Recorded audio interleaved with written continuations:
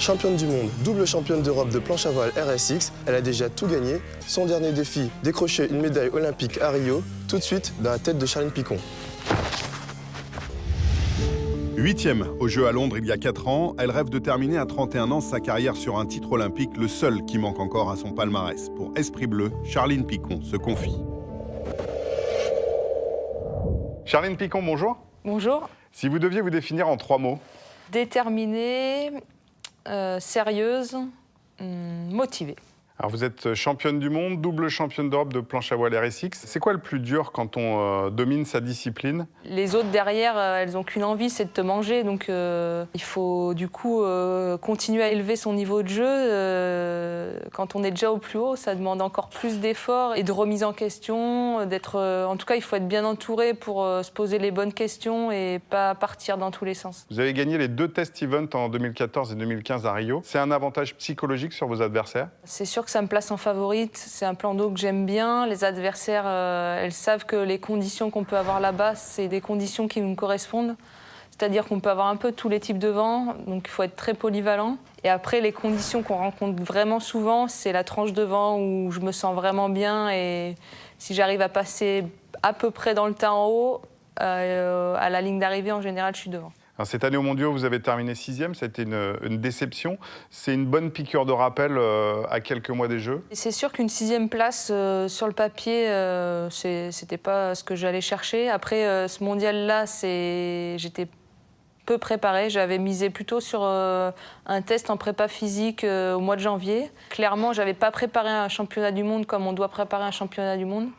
On était déjà plus dans la préparation des Jeux. Ça fait pas de mal, ça permet de trop motiver et de te mettre vraiment dans l'objectif que tu as.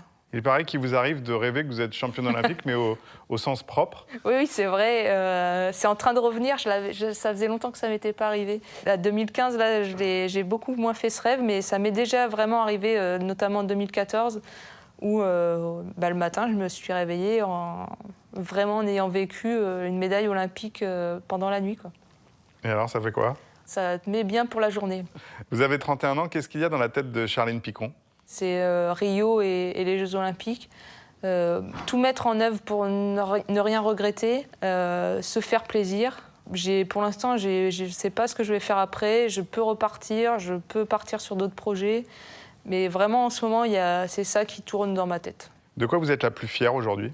D'avoir concilié mes études avec mon diplôme de kiné, de concilier ça avec le sport de haut niveau, monter en niveau, de rentrer en équipe de France, d'aller aux Jeux Olympiques. C'était pas un pari gagné à la base et d'avoir réussi à tout faire, je suis fière de ça. Alors pour finir, je vais vous demander de fermer les yeux et de vous projeter cet été à Rio. Vous êtes dans la dernière manche, en finale, à l'approche de la dernière bouée. Décrivez-nous la scène. Je suis en bataille avec la Hollandaise. Il reste un bord. Je suis un peu devant elle, mais je me méfie parce que c'est une guerrière aussi.